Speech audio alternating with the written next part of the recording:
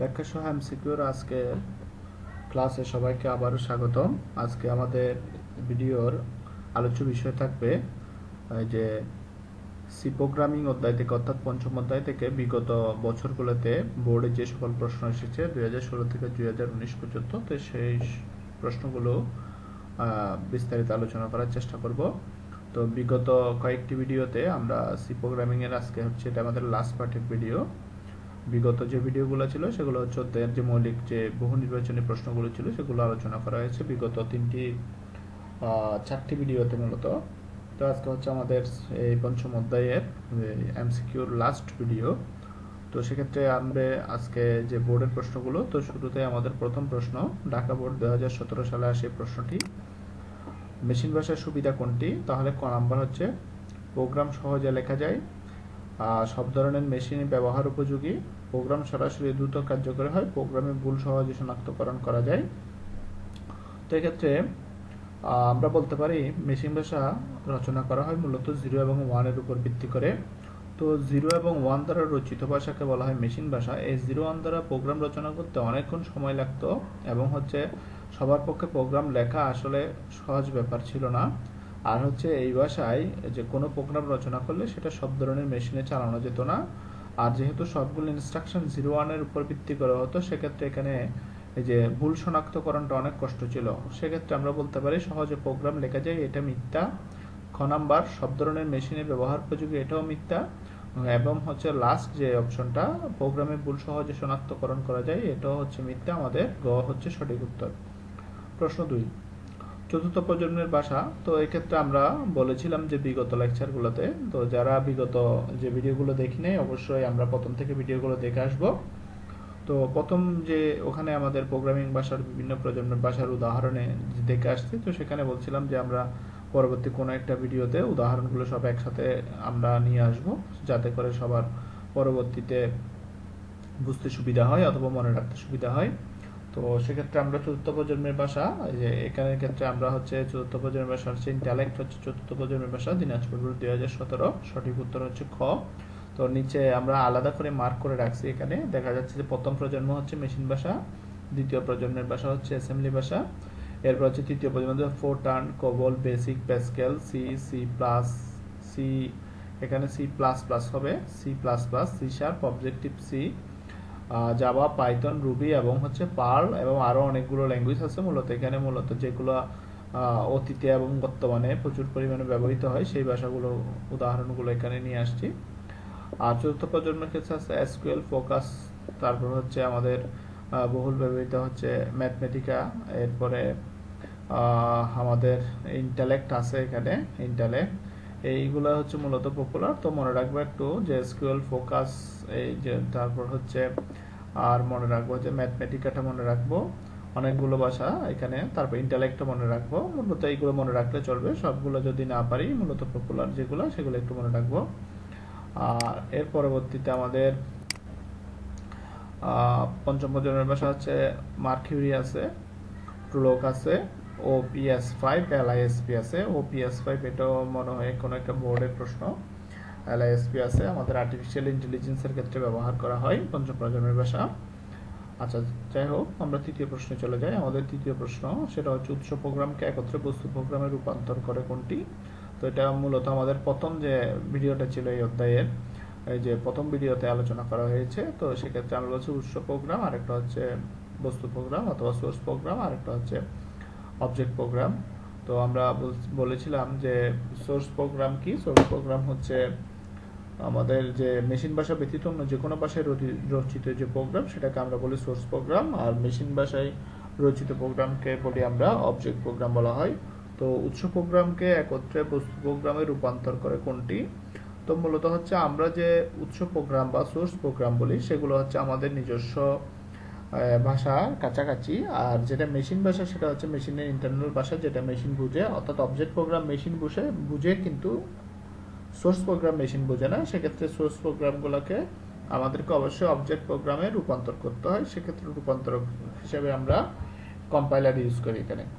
এরপর হচ্ছে অনুবাদক সফটওয়্যার কয় ধরনের? 3 ধরনের অনুবাদক সফটওয়্যার, কম্পাইলার, ইন্টারপ্রেটার আর হচ্ছে অ্যাসেম্বলার।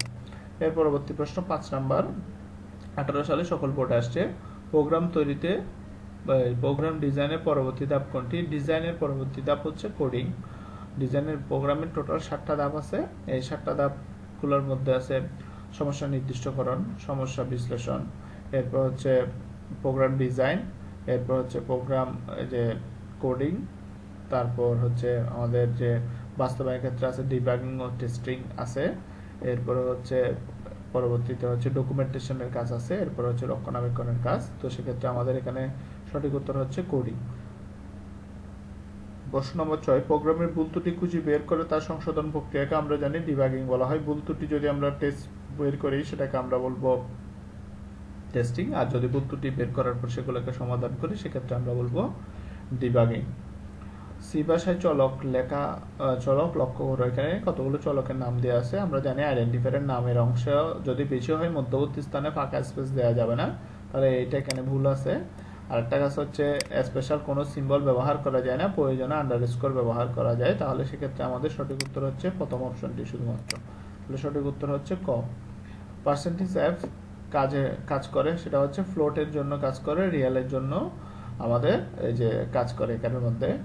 তো মূলত রিয়াল এবং ফ্লোট নিয়েও আমাদের পূর্ববর্তী যে ভিডিওগুলো ছিল রিয়াল এবং ফ্লোট নিয়ে আলোচনা করা হয়েছে। আশা করি যারা নিয়মিত ভিডিওগুলো দেখেছে তারা সবাই এই ব্যাখ্যাটা আর আমার দেওয়ার প্রয়োজন নাই। তো যারা এই ভিডিওটা প্রথম দেখতেছি তারা অবশ্যই পূর্ববর্তী ভিডিওগুলো দেখবো, সেক্ষেত্রে রিয়াল এবং ফ্লোট নিয়ে আলাদাভাবে কিছু ব্যাখ্যা দেওয়া হয়েছে। পরবর্তী প্রশ্ন, সেটা হচ্ছে একটা উদ্দীপক দেওয়া আছে যে 9 এবং 10 নম্বরের জন্য। আমাদের উদ্দীপকটা হচ্ছে যেটি সি ভাষায় একটি প্রোগ্রাম রচনা করে যাতে দুটি সংখ্যার যোগফল নির্ণয় করা যায়। প্রোগ্রামটি রান করার পর দুটি সংখ্যা প্রদান করলে যোগফল শুধু দ্বিতীয় সংখ্যাটি প্রদর্শিত হয়।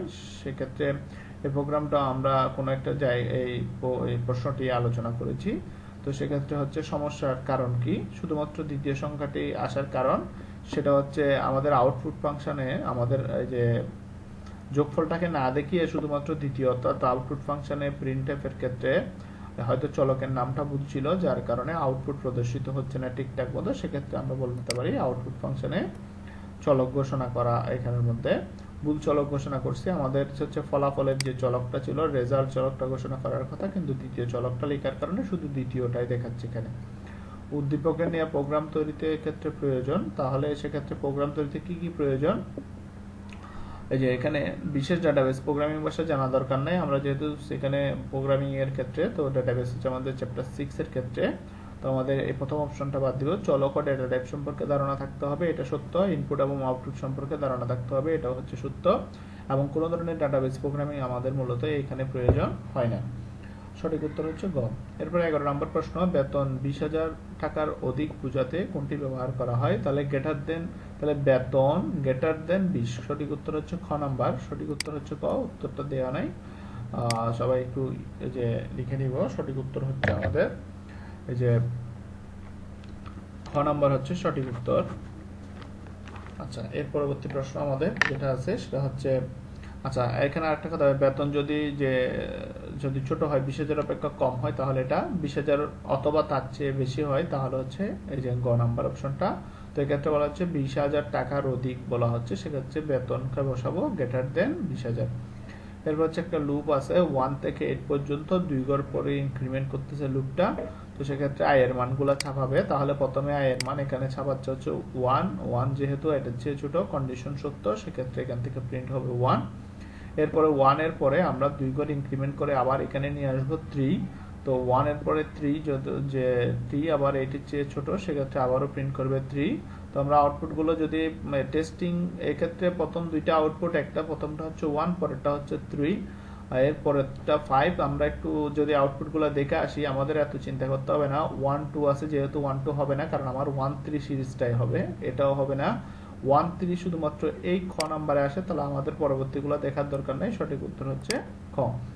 এরপর হচ্ছে সি ভাষার রিলেশনাল অপারেটর হচ্ছে কত ধরনের? রিলেশনাল অপারেশন আছে হচ্ছে 6 ধরনের। আমরা জানি greater than, less than, greater than equal, less than equal, তারপর হচ্ছে আমাদের যে ইকুয়াল আছে, নট ইকুয়াল আছে, এই ধরনের টোটাল 6টা রিলেশনাল অপারেটর আছে।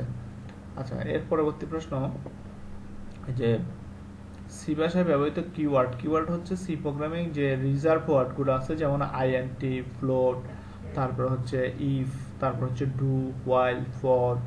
এই যে কিওয়ার্ডগুলো আমরা ব্যবহার করি রিজার্ভ ওয়ার্ড, যেগুলোকে আমরা কোনোভাবেই চেঞ্জ করতে পারবো না, অর্থাৎ হুবহু একইভাবে যেভাবে প্রিডিফাইন করা আছে ওভাবে ব্যবহার করতে হয়, সেক্ষেত্রে এগুলোকে আমরা বলবো কিওয়ার্ড। এবং অনেকগুলো কিওয়ার্ড আছে, যার মধ্যে এখানে আইএমজি এটা কিওয়ার্ড না, এটা একটা এসটিএমএল এর একটা কিওয়ার্ড। সিলেক্ট এটা হচ্ছে ডেটাবেজের একটা কিওয়ার্ড।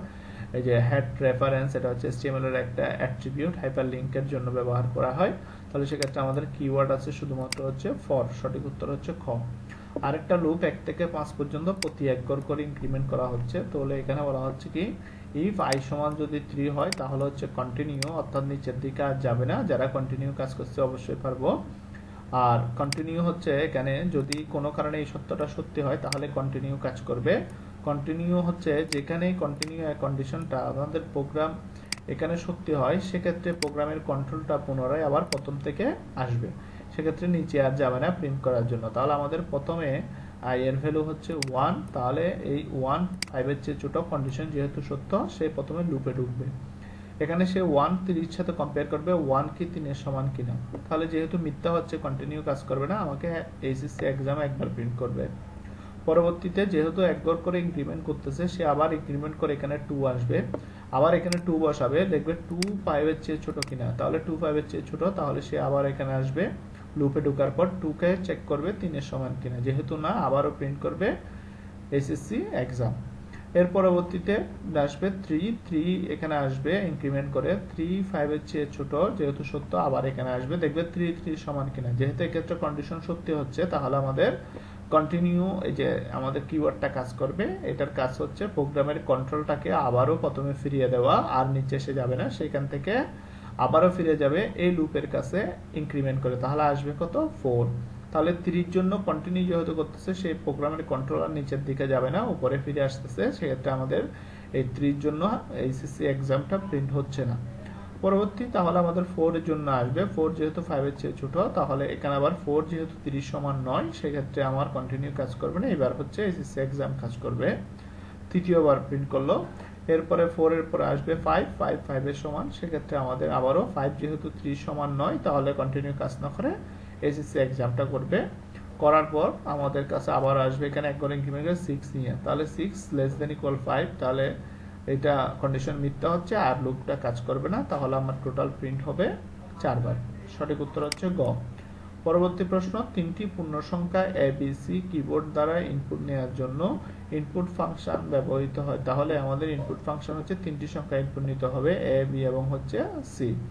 তো এক্ষেত্রে প্রথম অপশনটা হবে না, কারণ কন্ট্রোল স্ট্রিং অনেকগুলা ইনপুটের ক্ষেত্রে কন্ট্রোল স্ট্রিং এর মধ্যবর্তী স্থানে কখনো যেমন ধরনের স্পেশাল কোনো সিম্বল ইউজ করা যাবে না। তাহলে সঠিক উত্তর হচ্ছে 2 নম্বর অপশনটা, কন্ট্রোল স্ট্রিং গুলো থাকবে, এরপর কমা থাকবে, এরপর অ্যাড্রেস অপারেটর দ্বারা আমাদের যে চলকগুলো ইনপুট চলকগুলোকে যুক্ত করতে হবে।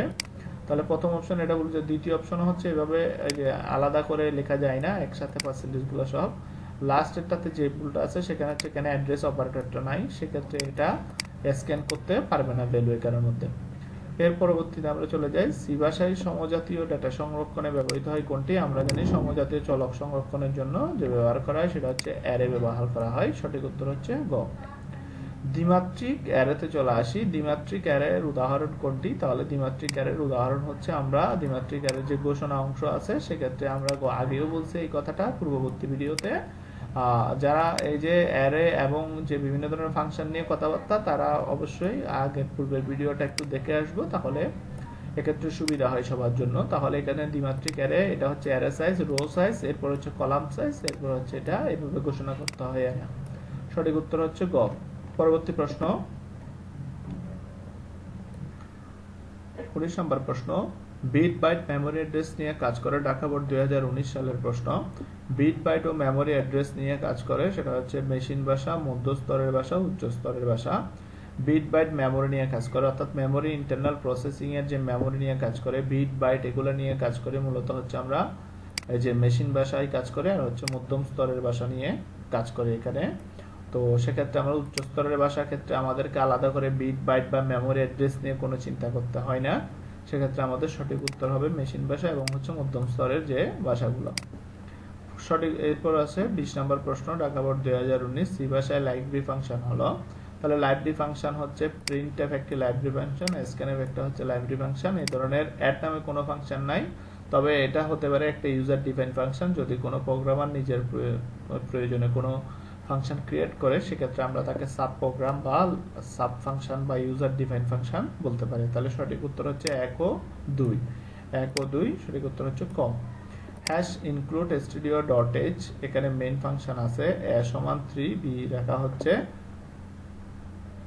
b সমান হচ্ছে 2 ইনটু হচ্ছে a, d b এর মান ছাপানো হচ্ছে। তাহলে বলা হচ্ছে আউটপুটের b এর মান কত হবে। যেহেতু 2 এর সাথে গুণ হবে a, তাহলে a এর মান হচ্ছে 3, 3 আর 2 যদি গুণ করি তাহলে হচ্ছে 6 আসবে b এর ভ্যালু। তাহলে সঠিক উত্তর হচ্ছে গ নাম্বার 6।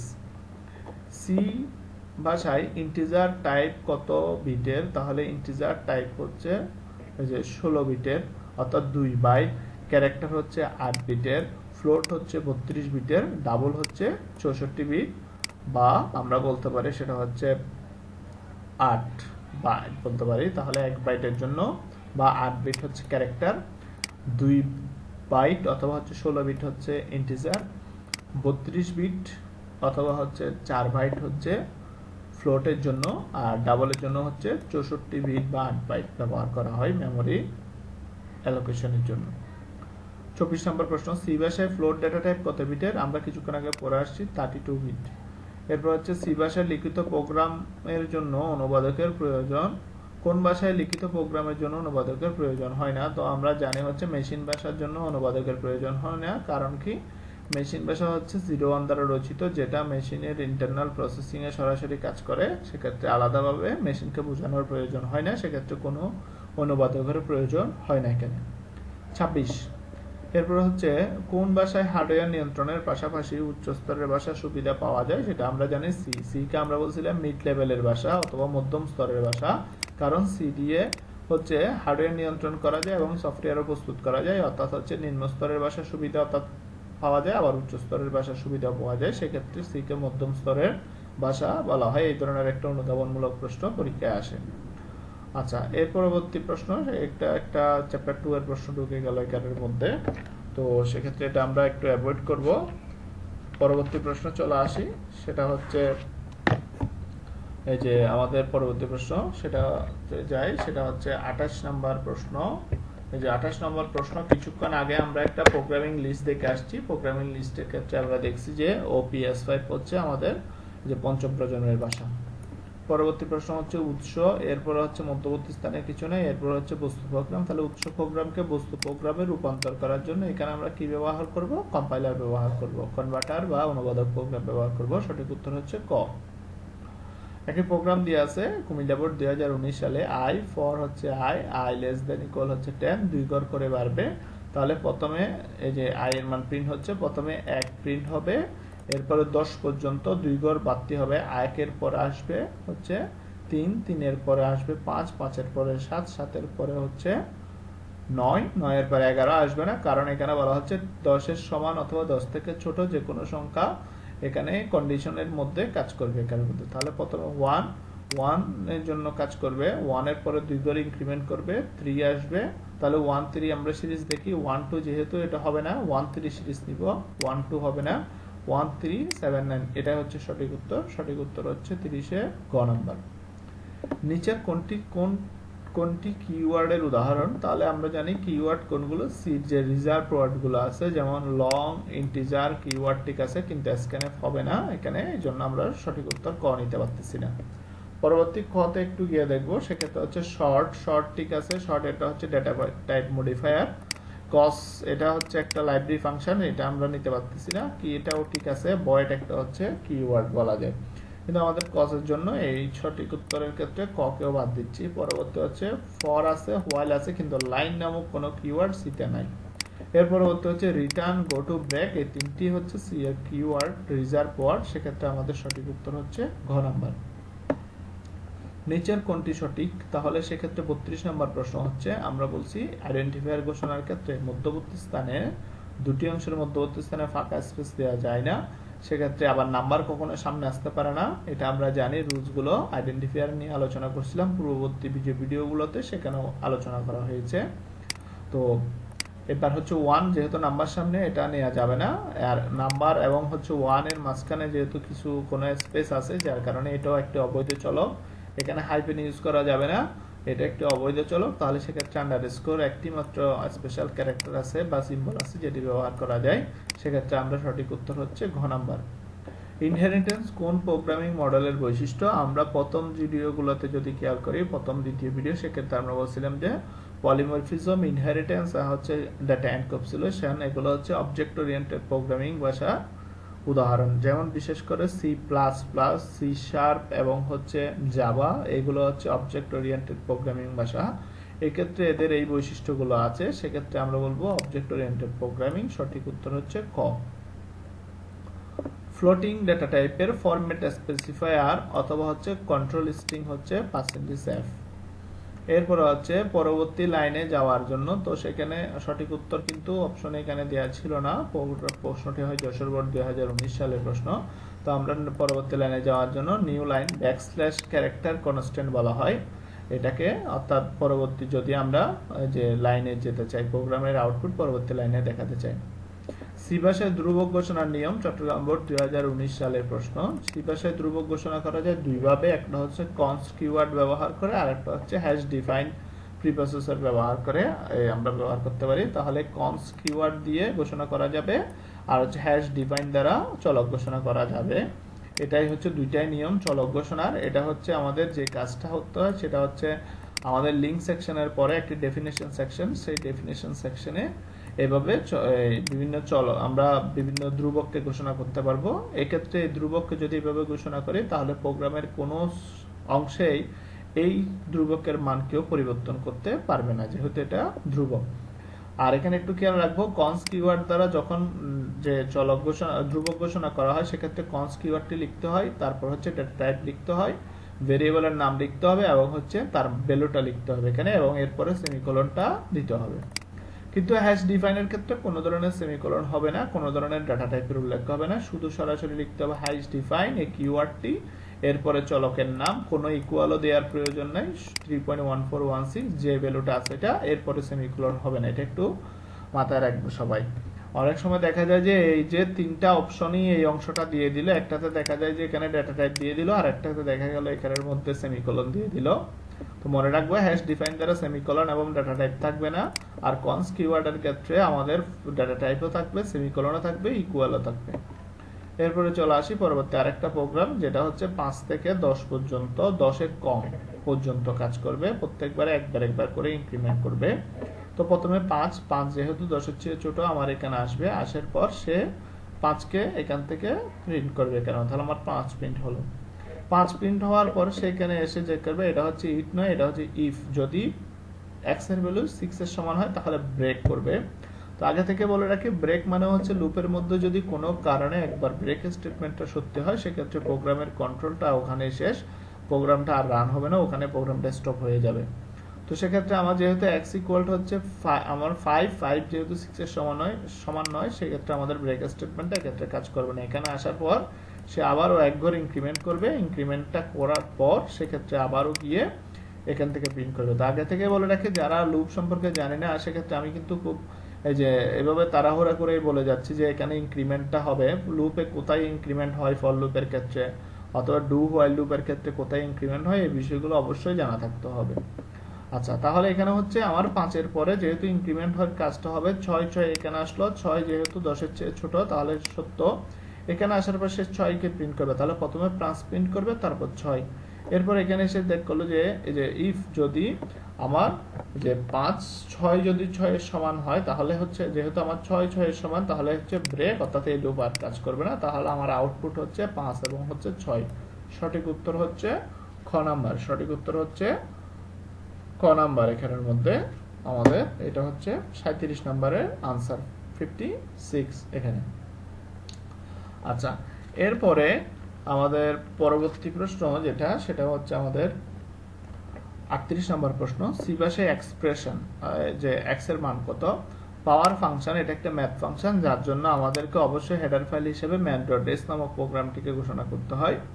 তো এরপরে এখানে যে এই যে এটা হচ্ছে মডুলাস অপারেটর, অর্থাৎ ভাগশেষ বের করে, তাহলে আমার এখানে যদি 3 এর উপর পাওয়ার হিসেবে 2 বসাই তাহলে হচ্ছে আমার 3 এর উপর পাওয়ার যদি 2 বসাই তাহলে 3 স্কয়ার সমান 9।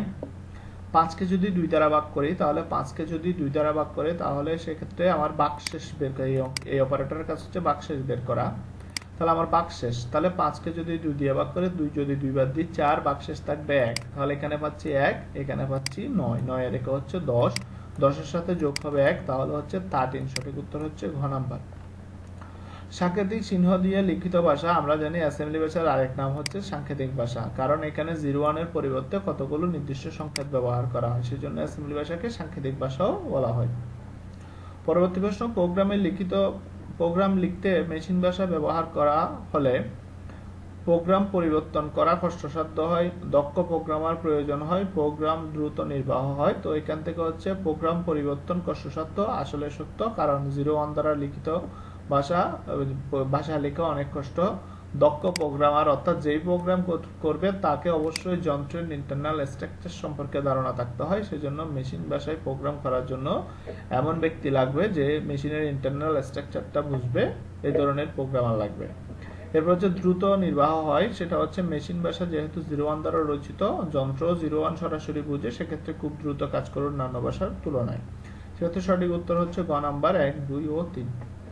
41 নম্বর প্রশ্ন, কম্পিউটার সংশ্লিষ্ট যন্ত্রপাতিকে সঠিকভাবে পরিচালনার জন্য নিচের কোনটি প্রয়োজন? তাহলে আমাদের যেটা প্রয়োজন, কম্পিউটারের সংশ্লিষ্ট যন্ত্রপাতিকে সঠিকভাবে পরিচালনা। যেমন ধরে আমরা যদি কোনো একটা মোবাইল ফোনের ক্যামেরা নিয়ন্ত্রণ করতে চাই, আমাদের একটা অ্যাপসের প্রয়োজন আছে। ওই অ্যাপসটা ওপেন করে আমরা কোনো বাটনে প্রেস করলে আমার ক্যামেরাটা অন অফ হয়। ফ্ল্যাশ লাইট হচ্ছে যে কোনো একটা যন্ত্র বলতে পারে, একটা ডিভাইস, সেটা অন অফ করার জন্য আমাদের একটা সফটওয়্যারের প্রয়োজন হয়। তো কম্পিউটারে যে কোনো যে হার্ডওয়্যার ডিভাইসগুলি, যে কোনো যন্ত্রাংশকে আমরা যদি নিয়ন্ত্রণ করতে চাই, প্রসেসরকে বন্ধ করতেও চাই, সেক্ষেত্রে আমরা কি করি, এই যে আমরা বিভিন্ন সফটওয়্যার ব্যবহার করি। প্রত্যেকটা কাজের জন্যই মূলত সফটওয়্যার ব্যবহার করা হয়। তাহলে সঠিক উত্তর হচ্ছে খ। এখানে একটা প্রতীক দেখা যাচ্ছে, সেটা হচ্ছে ডায়মন্ড সাইন, যেটাকে আমরা বলি সিদ্ধান্ত প্রতীক। সঠিক উত্তর হচ্ছে সিদ্ধান্ত প্রতীক। এরপরে 43 নম্বর প্রশ্ন হচ্ছে, studio.h, conio.h দুটি হেডার ফাইল আছে এর মধ্যে। তাহলে একটা হচ্ছে i এবং হচ্ছে k, i এর মান হচ্ছে 8, এবার হচ্ছে k সমান হচ্ছে i++। এখানে হচ্ছে ইনক্রিমেন্টাল পোস্টফিক্স অপারেটর এটাকে বলা হয়। আর ইনক্রিমেন্টাল প্রিফিক্স মানে যদি i++ পূর্বে থাকলে, তাহলে প্রিফিক্স পরে থাকলে সে হচ্ছে পোস্টফিক্স। এখানে হচ্ছে একটা অ্যাসাইনমেন্ট অপারেটর। এখানে i এর ভ্যালু যেটা, সেই i এর ভ্যালুটা আগে রাখতে হবে k এর কাছে। i এর ভ্যালুটা k এর কাছে রাখে তারপর নিজের মান বাড়বে, অর্থাৎ আগে রাখা তারপরেই বাড়ানো। আর এই যে এখানে তাহলে আমার প্রথমে i এর ভ্যালু হচ্ছে 8, তাহলে i এর ভ্যালু 8, এখানের মধ্যে k সমান 8 চলে আসলো। k সমান 8 রাখার পর, অর্থাৎ এই ভেরিয়েবলের 8 i এর ভ্যালুটাকে k এর কাছে প্রতিস্থাপন করার পর, তাহলে k এর মান হয়ে যাবে 8। এই k এর কাছে একবার যেহেতু একটা এক্সিকিউশন হয়ে গেছে, তাহলে পরবর্তী এক্সিকিউশন হচ্ছে i এর যে ভ্যালু 8, তার নিজের ভ্যালু সে এক করে ইনক্রিমেন্ট করে দিবে, তাহলে তার নিজের মান হয়ে যাবে 9। এখানে দুটি অপারেশন, একটা হচ্ছে অ্যাসাইনমেন্টের কাজ আর একটা হচ্ছে ইনক্রিমেন্টের কাজ এখানের মধ্যে। তো এখানে ইনক্রিমেন্ট যেহেতু পরে হবে, তাহলে অ্যাসাইনমেন্টের কাজটা হবে আগে। সেজন্য আমার i এর ভ্যালু যে 8, সে 8 কে অ্যাসাইন করবে k এর কাছে আগে, তাহলে k এর ভ্যালু হচ্ছে 8 এবং i এর ভ্যালু আবার পরবর্তীতে ইনক্রিমেন্ট হয়ে নিজে হয়ে যাবে, একবার ইনক্রিমেন্ট হয়ে i এর যেহেতু 8 ছিল 9 হবে পরে। তাহলে আগে k এর কাছে রাখবে 8, তারপর নিজে বেরে হবে 9, তাহলে i এর ভ্যালু হবে 9, k এর ভ্যালু হবে 8। তাহলে আমার প্রথম পিরিয়ড হচ্ছে i এর ভ্যালু হচ্ছে তাহলে কত, i এর ভ্যালু হচ্ছে 9 এবং k এর ভ্যালু হচ্ছে কত, যেটা আগে রেখেছিল সেটা হচ্ছে 8। সঠিক উত্তর হচ্ছে গ। পরবর্তী প্রশ্ন 44 নম্বর প্রশ্নতে চলে আসি, সি ভাষায় বৈধ চলক। আমরা জানি বৈধ চলক মেইন একটি হচ্ছে আমাদের ফাংশনের নাম হবে না, ক্যারেক্টারের নাম। এখানে ক্যারেক্টার হবে, এটা চেয়ার হবে না, সি এ চেয়ার হবে, তাও হবে না, কারণ এটা একটা কিওয়ার্ড, এটা কোনো চলক নয়।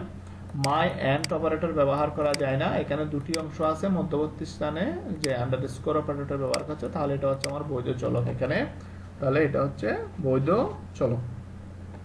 পরবর্তী প্রশ্ন 45 এবং 40 এর জন্য একটু উদ্দীপক দেওয়া আছে। বি এর মান হচ্ছে 50 এবং বি কে আমরা 25 দিয়ে ভাগ করে যে ভাগশেষটা পাবো, সেই ভাগশেষটাকে রাখবো হচ্ছে এর কাছে এখানে। তো আমরা যাই একটু, তাহলে এখানে বি এর মান যা হবে তাকে 25 দিয়ে ভাগ করে সেই মডুলাস অপারেটর মানে ভাগশেষ বের করে এর কাছে রাখবো। তাহলে বি এর মান হচ্ছে 50, 50কে যদি 25 দিয়ে ভাগ করি তাহলে 25 দুইবার যদি দিই তাহলে হচ্ছে 50, কোনো ভাগশেষ থাকে না, তাহলে আমার ভাগশেষের মান হচ্ছে 0, 45 নাম্বার। তাহলে সঠিক উত্তর হচ্ছে ক। এবার হচ্ছে উদ্দীপকে ব্যবহৃত প্রোগ্রামিং ভাষাটি হচ্ছে general purpose language, mid level language, case sensitive language এখানের মধ্যে। তো এটাকে আমরা বলবো এটা একটি জেনারেল পারপাস ল্যাঙ্গুয়েজ, অর্থাৎ আমরা যে কোনো পারপাসে এটা ইউজ করি। এরপর হচ্ছে মিড লেভেল ল্যাঙ্গুয়েজ, আমরা জানি সি কে মধ্যম স্তরের ভাষা বলা হয়, কারণ সেটা দিয়ে হার্ডওয়্যার নিয়ন্ত্রণ করা যায় এবং অ্যাপ্লিকেশন তৈরির সুবিধাও পাওয়া যায়। Case sensitive language, upper case lower case sensitive একটা ল্যাঙ্গুয়েজ, কারণ আমরা কিওয়ার্ডগুলো আমরা আপার কেসে লিখতে পারি না, সি এর যে প্রিডিফাইন স্ট্রাকচার, ওই স্ট্রাকচার অনুযায়ী আমাদেরকে ঘোষণা করতে হয়। তাছাড়া হচ্ছে আমি যদি কোনো চলককে বড় হরফে লিখি, প্রোগ্রামের কোনো স্থানে এই চলকটাকে ছোট হরফে ব্যবহার করা যাবে না, অর্থাৎ যেভাবে ঘোষণা করব ঠিক ওইভাবে ওই ক্যারেক্টারটা এবং ওই যে ভেরিয়েবলটা ব্যবহার করতে হবে। সেজন্য বলা হচ্ছে সি কে কেস সেনসিটিভ একটা ল্যাঙ্গুয়েজ। তাহলে সঠিক উত্তর হচ্ছে সবগুলো, সঠিক উত্তর হচ্ছে ঘ। এরপরে 47, সি প্রোগ্রামিং ভাষায় সুইচ কি? তাহলে আমরা সি প্রোগ্রামিং ভাষায় সুইচ হচ্ছে একটা কিওয়ার্ড। ইফ এলস এর বিকল্প হিসেবে আমরা এলস ইফ এর বিকল্প হিসেবে সুইচ স্টেটমেন্টটা ব্যবহার করতে পারি। তাহলে সুইচ হচ্ছে একটা হচ্ছে কিওয়ার্ড। এরপর হচ্ছে কোনটি অবজেক্ট ওরিয়েন্টেড প্রোগ্রামিং ভাষা? কিছুক্ষণ আগেই বলা হয়েছে অবজেক্ট ওরিয়েন্টেড প্রোগ্রামিং ভাষা হচ্ছে যাদের তিনটি বৈশিষ্ট্য থাকবে, পলিমরফিজম, ইনহেরিটেন্স এন্ড হচ্ছে ডেটা এনক্যাপসুলেশন সুবিধাগুলো থাকবে, এবং এই সুবিধাগুলো আছে হচ্ছে আমাদের যে C sharp, C plus plus এবং হচ্ছে জাভা ল্যাঙ্গুয়েজ আছে। তো এক্ষেত্রে আমাদের সঠিক উত্তর হচ্ছে জাভা। এরপরে চলে আসি আমরা 49 এবং 50 নম্বর প্রশ্নের জন্য। আই এর মান দেওয়া আছে, এস এর মান দেওয়া আছে, এটা একটি ধারার যোগফল। এটা হচ্ছে এস এর মান, এখানে আই এস এর ভ্যালু 0, এস এর সাথে আই এর মানটা পর্যায়ক্রমে যুক্ত হবে। আই এর মান হচ্ছে 1, 1 6 এর চেয়ে ছোট, সেক্ষেত্রে 1 এসে এস এর সাথে যোগ হবে। এই যে এরপরে হচ্ছে একবার ইনক্রিমেন্ট করে 2 আসবে, 2 এসে যোগ হবে, এরপরে 3 এসে যোগ হবে, এরপর 4 এসে যোগ হবে, এরপর 5 এসে যোগ হবে, এরপর 6 এসে, অর্থাৎ 1 থেকে 6 পর্যন্ত প্রত্যেকটা সংখ্যার যোগফল। তাহলে আমাদের 1 থেকে 6 পর্যন্ত প্রতিটা হচ্ছে 21, 1 থেকে 6 পর্যন্ত সংখ্যাগুলো যোগফল। এরপর হচ্ছে এখানে এল নয়, এটা হচ্ছে আই। তাহলে আমাদের এই যে আই এখানের মধ্যে মান কি পরিবর্তনে আউটপুট 12 হবে? তাহলে এখানে বলা হচ্ছে যদি আমি এই যে আই এর মানের কি ধরনের পরিবর্তন যদি করতে পারি, যদি কোনো পরিবর্তন করি, তাহলে আমাদের এই যে আউটপুটের মান 12 হবে। তাহলে হচ্ছে আই এর মান যদি 2 করি এবং আই কে যদি 2 ঘর করে বাড়াতে পারি, তাহলে একটু খেয়াল করি, আই এর মান যদি 2 দিই এবং আই কে যদি 2 ঘর করে ইনক্রিমেন্ট করি এখানে, তাহলে প্রথমে আসবে 2, 2 যোগ হওয়ার পরে আসবে 2 করে 2 এর পরে আসবে 4, 4 এর পরে আসবে হচ্ছে 6। তাহলে 2 ঘর করে ইনক্রিমেন্ট, তাহলে প্রথমে আই এর মান যদি 2 হয় এবং 2 ঘর করে, তাহলে প্রথমে 2, তারপর 4, তারপর হচ্ছে 6, তাহলে 2 আর 4 এ 6, তারপর 6 হচ্ছে 12। তাহলে সঠিক উত্তর হচ্ছে আই এর মান হচ্ছে ইনিশিয়ালাইজ করতে হবে 2 দ্বারা এবং আই কে ইনক্রিমেন্ট করতে হবে 2 ঘর করে। এখানে 51, প্রোগ্রামে ফ্লোচার্টে প্রক্রিয়াকরণের কোন প্রতীকটি ব্যবহার করা হয়? ফ্লোচার্টে প্রক্রিয়াকরণের প্রতীক হচ্ছে আমাদের এই যে এখানে আয়তক্ষেত্রের মতো যে চিহ্নটা আছে, এটাই হচ্ছে প্রক্রিয়াকরণের প্রতীক। সঠিক উত্তর খ। লাস্ট প্রশ্ন আমাদের আজকের এই ভিডিওতে এবং পঞ্চম অধ্যায়ের লাস্ট প্রশ্ন, এবং আমাদের ব্যাখ্যা সহ এমসিকিউর বোর্ড প্রশ্নের মধ্যেও 2019 সাল পর্যন্ত 16 থেকে এটা আমাদের সর্বশেষ প্রশ্ন। তো প্রোগ্রাম কোডিং এর পূর্ববর্তী ধাপ কোনটি? তাহলে কোডিং এর পূর্ববর্তী ধাপ হচ্ছে প্রোগ্রাম ডিজাইন। তাহলে কোডিং এর পূর্ববর্তী ধাপ হচ্ছে কি? Program design. এখানে তাহলে কোডিং করার আগে আমাদেরকে প্রোগ্রাম ডিজাইন করতে হবে, ডিজাইনের পর কোড করতে হবে, বা এরপর হচ্ছে আমাদের ডিবাগিং টেস্টিং এর কাজ করতে হবে। ডিবাগিং টেস্টিং এর কাজের পরে হচ্ছে আমাদের যে কাজটা সেটা হচ্ছে ডকুমেন্টেশন। ডকুমেন্টেশনের পরে হচ্ছে রক্ষণাবেক্ষণ করতে হবে। প্রোগ্রাম উন্নয়নের যে ধাপগুলো আছে 7টি ধাপ, সেটা 7টি ধাপ এই যে সবাই একটু দেখে নেবে এখান থেকে। তো এই ছিল আমাদের আজকের যে সি প্রোগ্রামিং এর যে সর্বশেষ যে ক্লাসটা বা ভিডিওটা, যেখানে আমরা বিগত বোর্ডের যে প্রশ্নগুলো আছে সেগুলো আলোচনা করলাম। তো আজকে যে ভিডিওটা যারা নতুন দেখতেছি তাদের জন্য আবারও বলে রাখি যে পর্যায়ক্রমে আমাদের যে চ্যাপ্টার 4 থেকে শুরু করে এটা হচ্ছে আমাদের 8ম পর্বের ভিডিও, যে অনেকগুলো এমসিকিউ পর্যায়ক্রমে আমরা প্রায় যে 1200 প্লাস এমসিকিউ আলোচনা করব। তো সেক্ষেত্রে যারা এই ভিডিওটা আজকে প্রথম, তারা অবশ্যই যে এই পেজটা একটি লাইক দিয়ে রাখবো পরবর্তী ভিডিও দেখার, যাতে আমরা পেয়ে যাই। আর হচ্ছে পূর্ববর্তী যে ভিডিও আছে সেই ভিডিওগুলো অবশ্যই দেখে নিব, তাহলে আমাদের এই যে এই অধ্যায় সম্পর্কে আরো বিস্তারিত ধারণা পাওয়া যাবে। অর্থাৎ এই অধ্যায়ের যে মৌলিক প্রশ্নগুলো ছিল, বহু নির্বাচনী প্রশ্ন, সেগুলো আমরা বিগত 4টা ভিডিওতে পর্যায়ক্রমে আলোচনা করেছি। সেই ভিডিওগুলো অবশ্যই দেখে নিবে সবাই। তো সবার সুস্বাস্থ্য কামনা করছি। ধন্যবাদ সবাইকে।